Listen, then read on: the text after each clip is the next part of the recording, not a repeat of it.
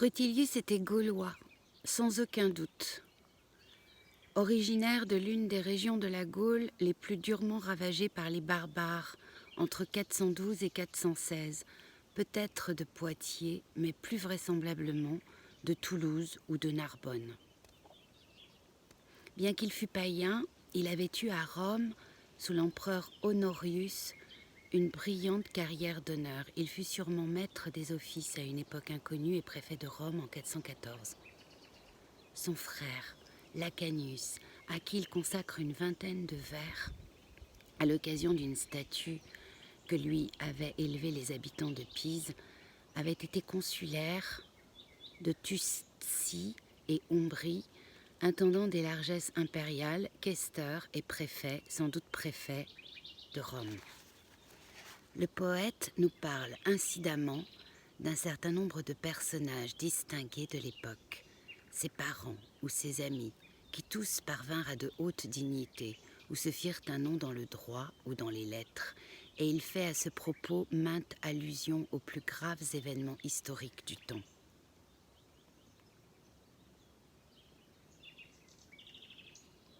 Citons en premier lieu deux Gaulois, ses parents, sans connaître d'ailleurs exactement le degré de cette parenté.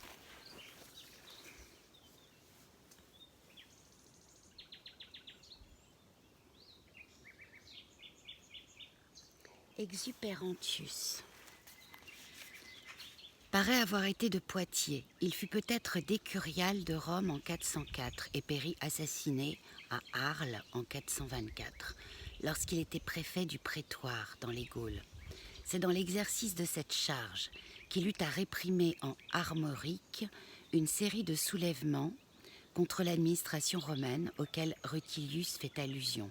Il n'est pas invraisemblable qu'il soit l'auteur de l'opuscule de Marii, Lepidi Sertorii Bellis Siublibus, publié en 1588 par F. Zilbourg et souvent depuis lors à la suite des œuvres de Salluste.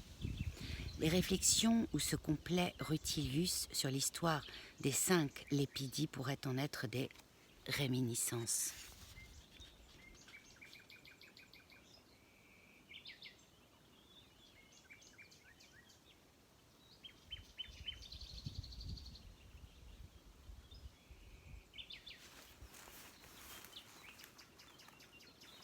Parmi les amis de Rutilius, 2 sont gaulois, Protadius et Victorinus. Le premier ne nous est pas inconnu. Né à Trèves et comme ses 2 frères Florentinus et Minervius, ami de Symaque, de qui nous avons 19 lettres à lui adressées, il fut, d'après Rutilius, l'une des plus nobles figures de l'époque, l'idéal de l'homme vertueux et du magistrat intègre.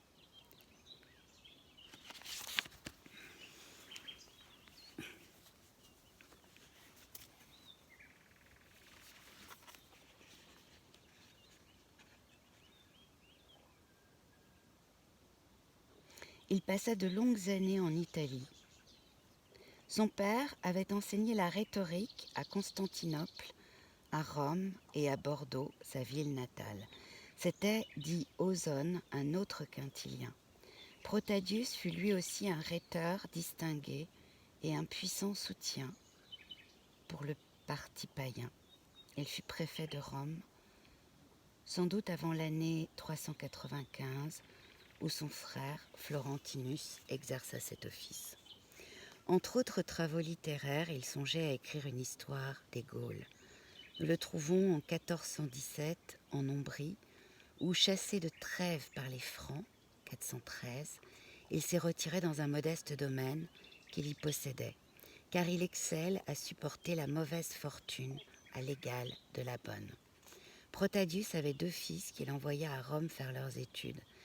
Il représente donc pour nous une de ces vieilles familles gauloises où se perpétuait, de père en fils, le culte des lettres et où Rome recrutait ses meilleurs magistrats.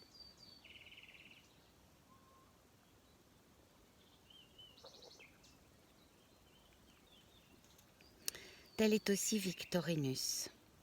En sa compagnie, Rutilius a le sentiment qu'il jouit un peu par avance de sa terre natale, et il parle de lui avec joie et avec émotion. Le personnage, qui ne nous est connu par aucune autre source, était probablement de Toulouse, dont la prise par Ataulf, roi des Visigoths, lui fit porter ses pénates en Italie en 413-414. Exilé volontaire, il se réfugia en Étrurie.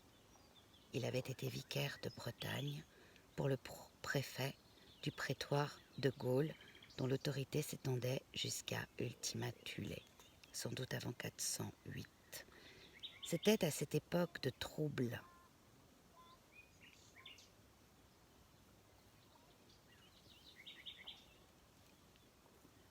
Un poste peu enviable, mais Rutilius le Loup dit avoir mérité, par son administration juste et bienveillante, la reconnaissance des Bretons.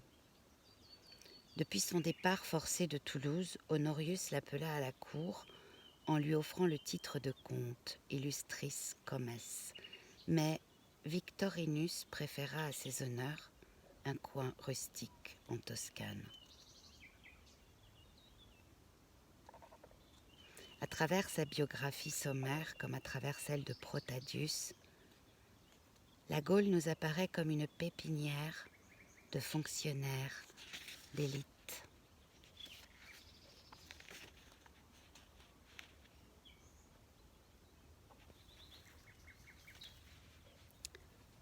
Le voyage.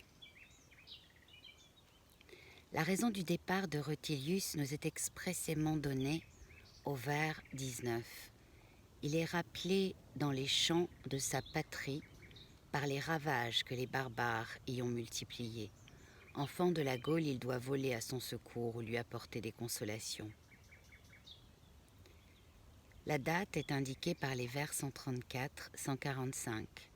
Nous sommes en l'an 1169 de Rome, donc, selon la chronologie communément admise en l'année 416, mais les doutes très appuyés de Tillemont ont conduit la critique contemporaine à une conclusion différente et certaine. Les anciens n'ont pas toujours compté de la même manière les années de Rome, et il y avait une autre supputation.